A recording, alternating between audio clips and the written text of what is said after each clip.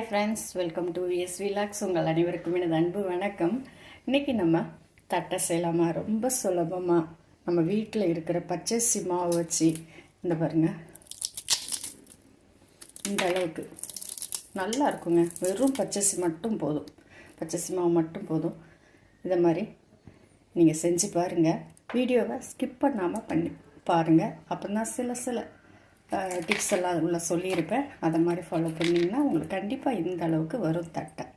Okay, நமக்கு தட்டை செய்கிறதுக்கு பச்சரிசி மாவு மட்டுமே போதுங்க. நம்ம கடையில் வாங்கினாலும் சரி, நம்ம வீட்டில் அரைச்சனாலும் சரி. இந்த கிளாஸ்க்கு நான் ஒரு 2 கிளாஸ் மாவு நல்லா சலித்து எடுத்து வச்சுருக்கேன். இதுக்கு நம்ம கொஞ்சம் மிக்சியில் அரைச்சி போடணும். இதுக்கு 1 ஸ்பூன் சீரகம் எடுத்துக்கிறேன். 10 பூண்டு பல், நல்ல பெரிய பூண்டு பல்லாவும் போட்டுக்கிறேன். 1 கைப்பிடி கருவேப்பிலை. இதை நம்ம மிக்சியில் நல்லா தட்டி போடலாம்.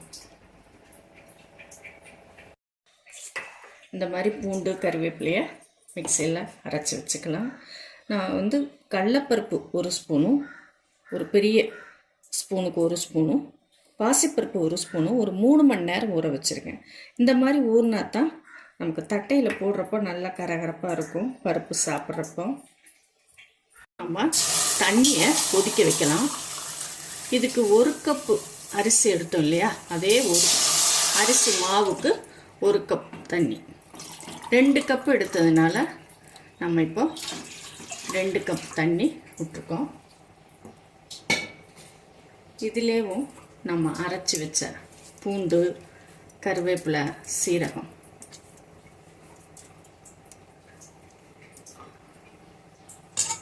ஊற வச்ச பருப்பு,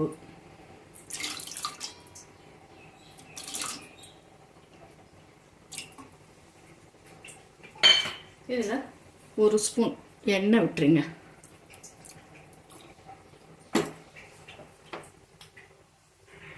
காரத்துக்கு ஏற்ற மாதிரி நான் மிளகாப்பொடி 1 ஸ்பூன் போடுறேன்.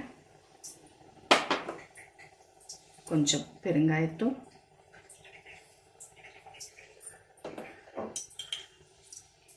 உப்பு 3/4 ஸ்பூன். இது நல்லா கொதிக்கட்டும். இப்போ தண்ணி பாருங்கள், நல்லா கொதிக்குது. சுற்றியுமே கொதிக்கணும். இது மெயினாக தண்ணி நல்லா கொதித்து வரணும். கொதித்து வந்தோடனே இப்போ பாருங்கள், சுற்றியுமே கொதிக்க ஆரம்பிச்சிருச்சு இல்லையா. இப்போ நம்ம ஸ்டவ் ஆஃப் பண்ணிடலாம். ஆஃப் பண்ணிவிட்டு நம்ம மாவு போட்டு கிளறலாம். நம்ம ஸ்டவ் ஆஃப் பண்ணிட்டோம், அதனால் மாவு போட்டு கிளறினா கட்டிலாம் விழாது. அப்படி கிளறிட வேண்டியதுதான்.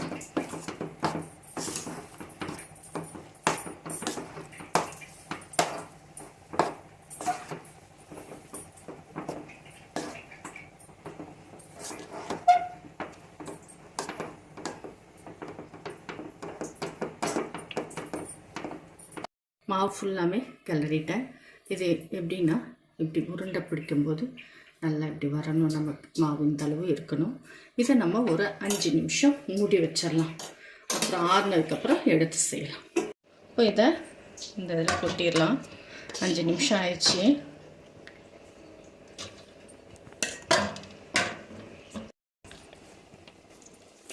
நல்லா சப்பாத்தி மாவு மாதிரி சாஃப்டாக பசைஞ்சு எடுத்துக்கலாம்.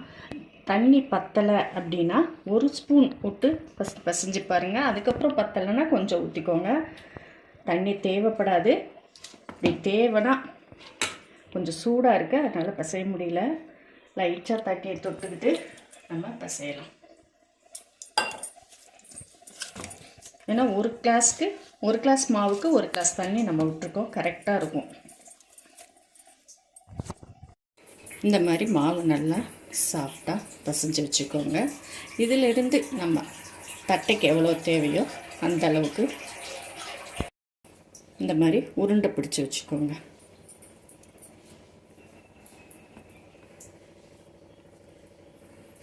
இந்த மாதிரி பட்டர் சீட் எடுத்துக்கோங்க, இல்லைன்னா பாலித்தீன் கவரே போதுமானது.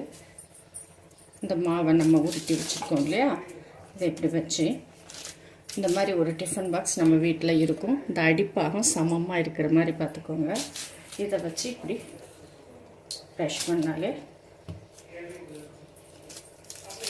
நமக்கு நல்ல வடிவமாக தட்டை கிடைக்கும். இங்கே லைட்டாக சிலிம்பி இருக்கும், அது ஒன்றும் பிரச்சனை இல்லை. அது புரியிறப்போ நல்லா கரெக்டாகிடும்.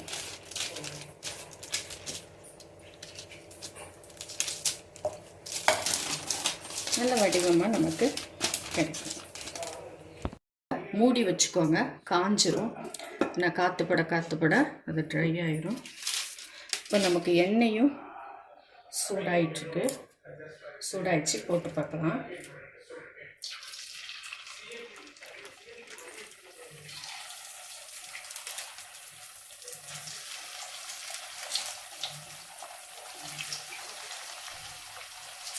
பொரியட்டும்.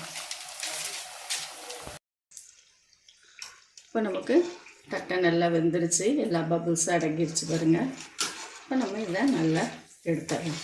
வடிகட்டி கொஞ்சம் எண்ணெயை நல்லா வடிகட்டிட்டு எடுத்துடலாம். இதை மாதிரி நீங்கள் வீட்டில் செஞ்சு பாருங்கள். இந்த வீடியோ இது பாருங்கள், இந்த வீடியோ உங்களுக்கு பிடிச்சிருந்தா உங்கள் ஃப்ரெண்ட்ஸுக்கு ஷேர் பண்ணி விடுங்க. நெக்ஸ்ட் வீடியோவில் நம்ம பார்க்கலாம்.